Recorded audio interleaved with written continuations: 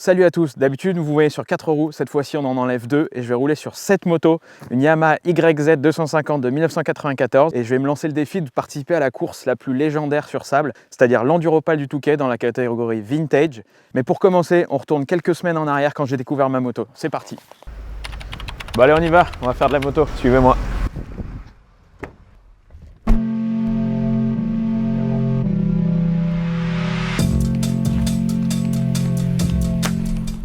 On va déjà essayer de sortir de Paris. Whoop. Il y a un truc qui est tombé, c'est quoi?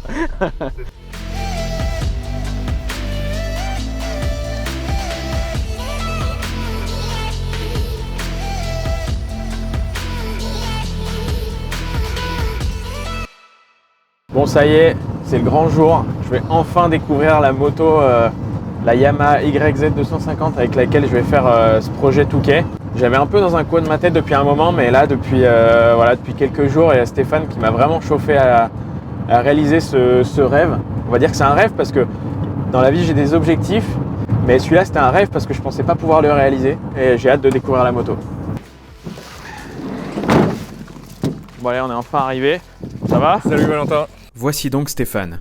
Pilote amateur et vigneron, il va participer à son 3e Enduropal Vintage et c'est lui qui m'emmène dans cette aventure. T'es impatient de découvrir ta moto? Bah ouais, attends, on en parle depuis 1 heure là. Toi la tienne, elle est prête? La mienne, elle est presque prête. Alors Attends, on va ouvrir en grand parce qu'il n'y a pas beaucoup de lumière. Donc je te laisse aller découvrir la belle. elle est là-dessous. Elle est tout à droite. Là-dessous. Ouais. Attention. Ah, je vois du rose. Tadam. Voilà la bête. Bon, en la découvrant, je ne vais pas vous mentir, je me dis qu'elle a vraiment besoin d'un petit coup de Karcher. Va falloir se bouger pour la préparer. Eh ben, on va la sortir. Allez, ça c'est celle de mon frère qui malheureusement ne pourra pas courir avec. Il habite à l'étranger. Bon bah, je vais essayer d'en prendre soin pour cette édition. Ah oui, là t'as intérêt. On va la sublimer. Absolument. Ouais, au final, ça fait pas si vieux que ça, hein. Ça garde la ligne assez moderne, hein, franchement top. Et surtout avec la fourche inversée, il y a une vraie différence par rapport aux autres qu'on a. La fourche inversée est apparue sur les motocross à la fin des années 80. Elle fonctionne de la même façon qu'une fourche classique, sauf que les tubes sont inversés. Ça permet de rendre la fourche plus rigide et de ramener le poids au plus proche du cadre. C'est vraiment plus efficace et... Toi, laquelle? Tu sens la Parce différence. qu'avec Stéphane, on va courir ensemble. C'est quand même lui qui m'a chauffé il y a quelques jours pour faire le Touquet. Donc on va courir ensemble. Toi, c'est quoi ta moto? 2,5 CR de 88. Donc Honda. Honda, ouais. On va s'équiper. Ouais, allez. Je suis prêt, à fond. On va essayer la bête. Clairement, il fait froid. Ça se voit pas, mais il fait froid. J'espère surtout retrouver mes marques rapidement. Parce que le Touquet, mine de rien, c'est notre premier jour de roulage, mais ça approche. Donc va falloir faire de l'intensif là. C'est l'histoire de ma vie, mais là, va falloir l'appliquer jusqu'au bout.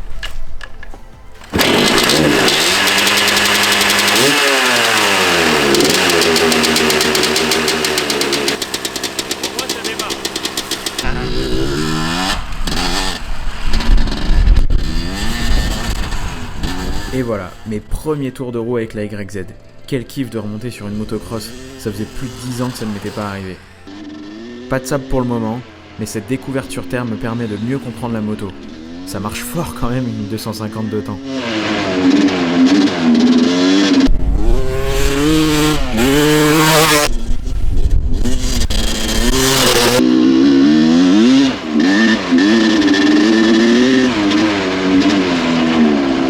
Peut-être un rapport en dessous, mais avec de la. Ouais, avec des watts quoi. Des crottes de pneus.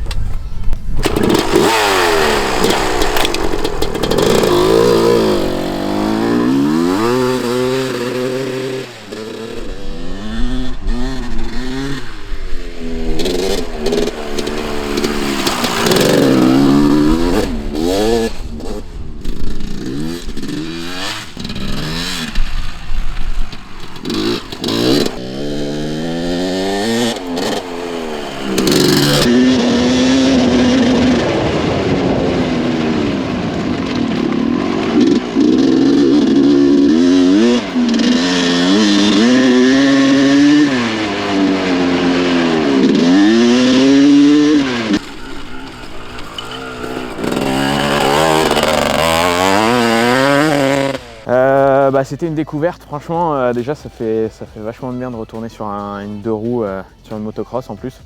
Le 250, ça arrache pas mal quand même. Stéphane m'a donné quelques conseils. Franchement, elle fait super moderne pour une moto. Elle est de 93 quand même, donc elle a pratiquement 30 ans. Elle a 28 ans la moto. Je trouve que ça n'a pas pris trop de rides. Super sensation. Au début, j'avais un peu du mal quand même. Puis après, grâce à ses conseils, j'ai commencé un peu à bouger, à plus aller dans les tours, plus faire marcher la moto, à l'exploiter quoi. Et le premier conseil qui m'a grave aidé, c'est de vraiment remettre la louche en sortie pour bien décrasser les pneus, ce que je faisais pas et du coup j'arrivais un peu dans les virages, un peu en galère et tout. Il faut savoir que quand on est un peu arrêté, comme j'étais au début, et même d'une manière générale dans les virages, on met plein de terre en fait. Comme là on peut voir un peu sur les pneus parce que je suis revenu par les champs, mais en gros on met plein de terre et du coup le crampon, on va dire qu'il sert plus à grand chose parce que le pneu devient lisse avec la terre. Ce qui fait qu'en fait on est comme sur la glace dans les virages et l'avantage de remettre la louche en sortant, c'est vraiment de mettre de la vitesse pour qu'avec la force centrifuge en fait la terre part comme si on remettait des pneus neufs à chaque virage en fait. Donc ça c'était une bonne technique que je connaissais pas, ça paraît peut-être évident pour certains d'entre vous mais je la connaissais pas et franchement ouais ça m'a grave permis de changer de rythme, d'aller plus vite et plus on va vite, plus on se sent bien sur la moto, plus on bouge, plus on la place au frein. J'ai hâte de continuer la semaine prochaine, cette fois-ci à la MX Racing School avec Yamaha pour continuer l'aventure.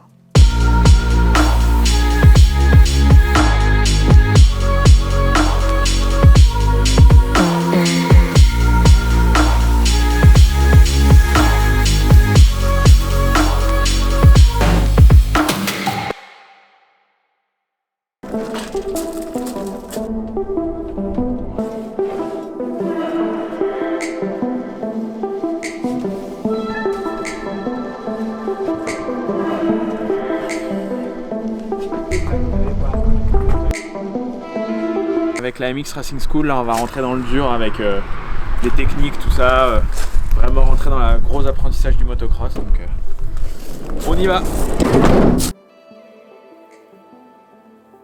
Bon, aujourd'hui on continue notre aventure. On vient d'arriver à Dreux à la MX Racing School. En gros, pour vous faire simple, c'est un peu l'école de formation au cross enduro, etc. de Yamaha. On a emmené la YZ, on l'a chargée dans notre master. Le seul souci, c'est que la dernière fois quand on est parti, on s'est aperçu qu'il y avait une fissure dans le joint d'admission en gros de la moto, entre le carbu et le moteur, ce qui a occasionné une prise d'air et ce qui a fait que la dernière fois j'ai calé. Donc je suis pas super confiant parce qu'il va falloir trouver une solution. Donc j'espère qu'on va pouvoir rouler aujourd'hui. Affaire à suivre. Le but c'est que tu finisses Lui, c'est Adrien Jory. Il est pilote en championnat de France des sables et coach à la MX Racing School. Avec Cédric son mécano, ils vont checker la moto et voir si on peut rouler. C'est ça le truc. Le but c'est de finir la course. C'est ça ouais. Déjà le but c'est d'avoir une moto déjà et un pour moteur. Moi c'est un moteur déjà qui est sain. Pas d'historique de la moto du tout. Pas vraiment. Celle d'un pote, il l'a acheté comme il l'a acheté. C'est vrai que quand tu vois esthétiquement de l'extérieur, tu vois que la moto est comme ça, si tu la regardes, tu te dis ouais, ça va, elle est propre. Ouais. Après, elle a vraiment souffert, sur pas mal de trucs. Tu vois que déjà, tu vois, en termes de levier, tu vois, on voit que là, au niveau de l'embrayage, le câble il est tendu de ouf. Donc ça, c'est les petits réglages qu'on verra sur la moto. Que toi, faut que tu fasses attention parce que dans le sable, un embrayage, il a tendance à chauffer un peu plus que d'habitude. Et du coup de rouler avec un embrayage tendu comme ça. Pourquoi ? Parce que tu vas plus tirer dessus sans faire tirer exprès. dessus, parce que déjà le moteur en lui-même il a tendance déjà à chauffer un peu plus. Ouais. Tu lui demandes beaucoup plus d'efforts et c'est surtout qu'il faut quand même que tu aies une marge de réglage. Là tu vois, ça c'est quelque chose où attends, c'est quoi ? Faut que tu te le notes. Ce que je vais faire, c'est que je vais prendre une liste, je vais vous faire une liste. Alors après le frein avant dans le sable on s'en fout. Ouais. Ça à la limite que t'aies pas de frein avant, tu peux t'en sortir. Ouais. Par contre, l'embrayage, au moins que tu aies un système, un embrayage qui fonctionne et que tu puisses le régler au moins en roulant. Gardant les éléments essentiels entre guillemets à ta sécurité. En gros, tu vois, je vais te faire travailler un freinage, une accélération. Je vais te faire travailler quelque chose. Mais là, clairement. Il y a un problème d'amortisseur, il est cassé. Enfin, il y a un truc qui est. Vas-y. Ouais, déjà, il n'y a plus de roulement de biellette. Les roulements, ils ont lâché. Regarde. Vas-y, soulève un peu. Et là, regarde. Ici. Les roulements de billettes, il n'y a plus rien. Donc... Ça, la pile d'admission, je pense qu'on va la changer. Ouais, parce que là, la moto, c'est sûr, elle peut pas fonctionner. Et ce qui me fait peur, c'est que si tu roules comme ça, La moto, si elle s'emballe, elle reste accélérée. Non mais clairement, on va partir d'un principe, c'est que je Ouais. vais pas rouler avec aujourd'hui, de toute Ouais. façon. L'embrayage, je sais pas si tu l'as noté aussi. C'est bien la merde. Cocotte d'embrayage. Cocotte d'embrayage, qu'est-ce que c'est? En gros, c'est tout ton élément, enfin c'est tout l'ensemble. Mais par exemple, là, le clac-clac là, que t'as là, c'est normal qu'il y ait du jeu comme ça, normalement? Ah non. Normalement, ça bouge il y a pas. 0 jeu. Et ça vient de quoi? Alors, en fait, ça vient parce qu'il n'y a plus de roulement. C'est ferraille contre ferraille. Là. Ça veut pas dire que la moto n'est pas morte, mais... Non. Ouais. Alors ça, c'est pareil. Faut que tu fasses checker ton frein arrière. Faut que tu rachètes une moto. Hein. Ok, donc là clairement, c'est la merde. La course est dans quelques semaines et je me retrouve avec une liste énorme de choses à faire sur la moto. Je commence à me dire que ça va être compliqué et que je vais sûrement devoir trouver un plan B. Non, mais en fait, là, le problème du frein arrière, alors, quand on freine, déjà la pédale, le frein arrière, il est important en motocross, en tout cas. Il est super important parce que c'est, Après, j'ai roulé. contrairement à la piste, avant, tu vas pouvoir freiner et incliner avec ta moto. Ouais. Donc tu vas pouvoir inscrire ta moto dans ton virage avec ton frein avant. Sur piste, sur bitume. Voilà, vraiment sur comme le bitume. nous en voiture, c'est le frein avant qui... Et tu vas jusqu'à ton point de déclenchement et tu déclenches ton virage. Et nous, en fait, le frein arrière, ça va être un peu le même système. On va utiliser beaucoup plus le frein arrière en tout terrain pour inscrire sa moto dans le virage. Alors, on utilise très fort l'avant, mais on va l'utiliser progressivement et bien droit. Après, tout ce qui est en freinage dégressif, on va être sur du frein arrière. Donc, déjà pour inscrire sa moto dans le virage, mais c'est surtout que le frein arrière va nous permettre de plaquer la moto. Et c'est surtout que la moto, dès qu'elle est plaquée au sol, on va pouvoir incliner. Alors qu'en piste, frein arrière en piste, tu vas tout droit. Ouais, tu vas tout droit, ça te l'attire. Et du coup, il te manque tous les joints. Où ça? C'est-à-dire que les coulisseaux, tous les coulisseaux qui sont là, en fait, ça, normalement, à l'intérieur, il y a un peu de graisse. Il y a un peu de graisse et le caoutchouc, il est en bon état. Et c'est un axe qui coulisse, qui permet que quand ta roue, je vois très quand bien. ta roue elle tourne, ça évite de bloquer les plaquettes. Sauf que là, les plaquettes, du coup, elles bougent plus. Et... En tout cas, dans un silencieux en bon état. Il est Dans un silencieux en bon état. écoute, faut trouver des points positifs. Hein. Et au niveau moteur, la patte moteur, la pipe, important, le pot, limiter les vibrations au maximum. Parce que tout ce qui est vibration, le pot, c'est le... de l'autre côté, en fait, t'as plus de patte de pot. La patte de pot, elle est je vois. déjà, il manque une vis ici, et ici, il te manque une patte de fixation. Est-ce que ça, tu penses que ça a un intérêt à le changer. À changer ou pas? Non. Pas forcément le changer, mais au moins déjà le refixer correctement. Ouais. Un élément aussi important, les repose-pieds. Ouais. Du coup, Et avec ça, du coup, là, tes pieds ils glissent tout le temps, quoi. Ouais. Il faut vraiment penser à avoir des repose-pieds.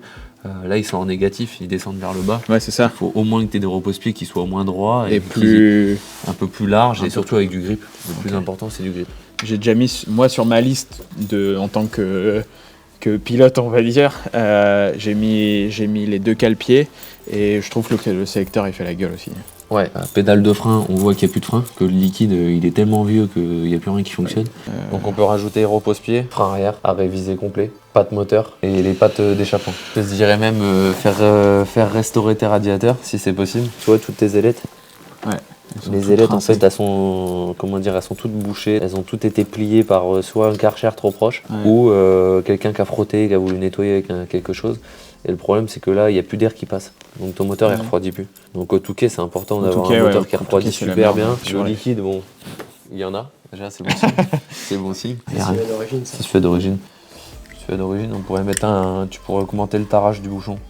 Qu'est-ce que ça change? Alors en fait si ta moto elle venait à surchauffer un petit peu plus, au lieu que ton liquide parte par la durite du trop-plein, du coup il reste dedans. Ok, d'accord. Donc ce qui est intéressant c'est de rajouter et augmenter le tarage du bouchon. Tu pourrais monter à 1,8. 1,8 ça serait bien. Ouais, 1,8 c'est souvent ce qu'ils mettent. Que ce soit moi ou la moto, faut pas nous voir comme des mecs qui vont venir débarquer et qui vont enquiller direct et tout machin. Faut vraiment le voir comme une aventure. Et c'est ce qui va faire le charme. J'espère. Bon, on vient de faire un petit tour de la moto, même un gros tour de la moto avec Adrien et Cédric. Clairement, c'est pas super positif. Savoir qu'il y a plein de trucs à modifier. Un pour la fiabilité et 2 surtout pour la sécurité aussi. Déjà que j'avais peur de pas rouler à cause de l'admission, mais là je pense qu'on va pas rouler du tout pour un point de vue sécurité. On va essayer de la remettre en état le plus rapidement possible pour pouvoir remonter dessus très vite parce qu'il y a besoin de rouler.